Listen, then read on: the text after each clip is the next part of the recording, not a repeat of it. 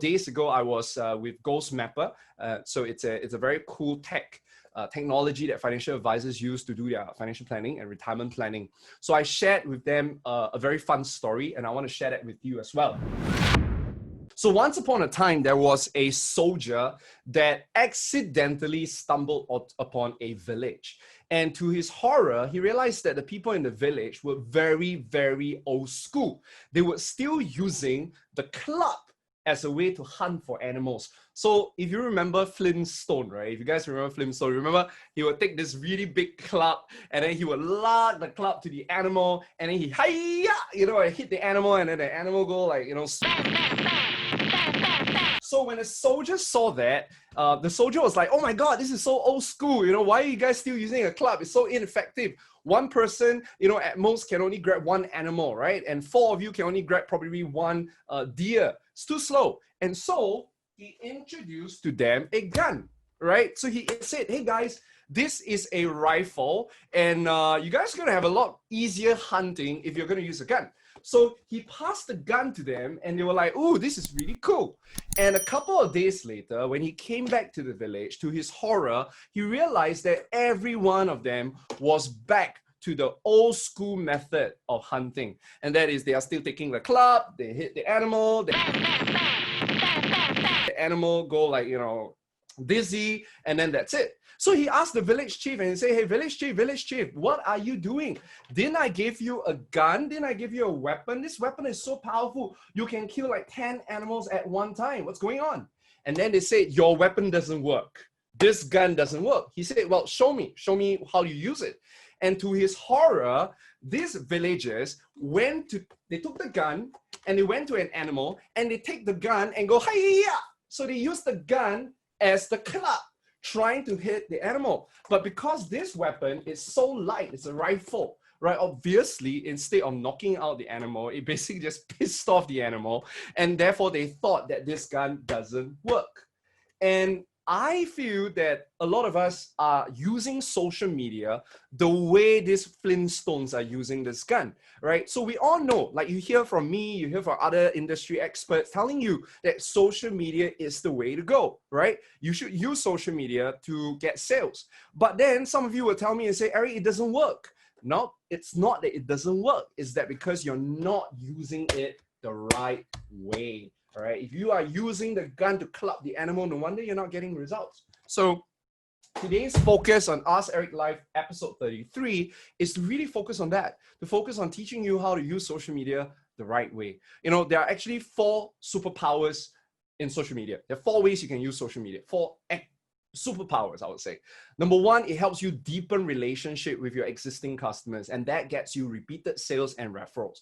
Number 2, it helps you build your personal brand so that people know you and like you, and that increases your closing ratio.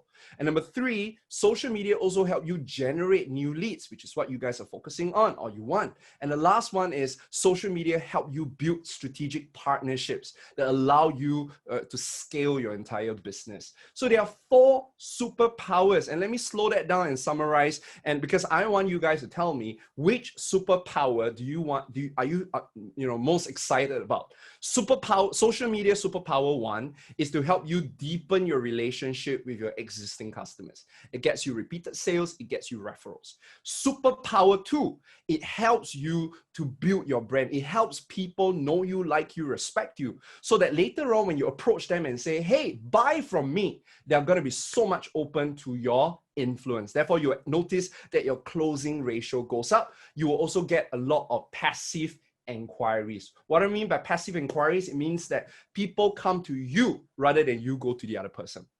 Number 3, the third superpower of social media is it allows you to build a pipeline of sales leads. So you generate new sales for you, all right, without having to run ads. Ads is one way, but I'm saying that there's an organic way as well that you don't have to run ads. And then the last one is it allows you to build partnership. It attracts a lot of strategic allies, influencers, media, online media that want to work with you, they want to feature you, that allows you to therefore increase your influence, which increases your closing ratio and leads, right? So partnerships.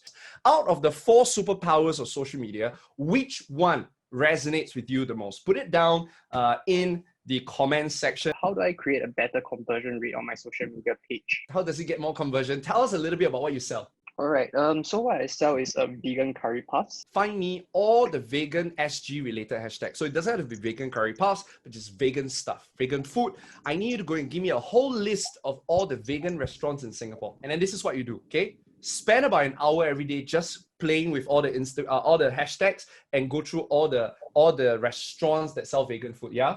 And then here's what you do. Go and look at all the people that post photos of them eating vegan stuff, vegan food.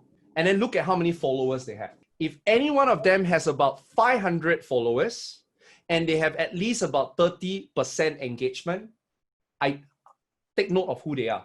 Make sure that you can see the engagement is at least about 30%. So if they got about 500 followers, they should have at least about 100 to 200 likes. And then a bonus, if this bunch of people are foodies, that means you see a lot of food related posts in their posts. I want you to identify for me 100 of them. I would suggest that when you identify those 100 people, they are not professional influencers. They are really just normal Singaporeans, right? So if you were to reach out to them and say, hi, my name is Connor. I noticed recently you have ate some vegan food. It tells me that you probably like vegan food. I just started this. Would you want me to send some over to your place to try? Got it now, Connor? It's very targeted because these are people in Singapore who love vegan food, very engaged followers. They are foodies. I'll send a curry puff over. Because they are not professional influencers, they're going to feel extra special that someone give them free food. What does it mean when they feel extra special? They will give you extra treatment as well. So they will post the Instagram story. They'll probably post 3 to 4 Instagram story. They'll probably post 1 nice feed. So you got 5 exposure. And then all these people that follow you will go into your page. If they have 1,000 followers, assuming 20% of them actually see that story, and then about 30% of them actually engage. That means they go over to your page. That means every Instagram story, there's possibility of 60 people who will visit your profile.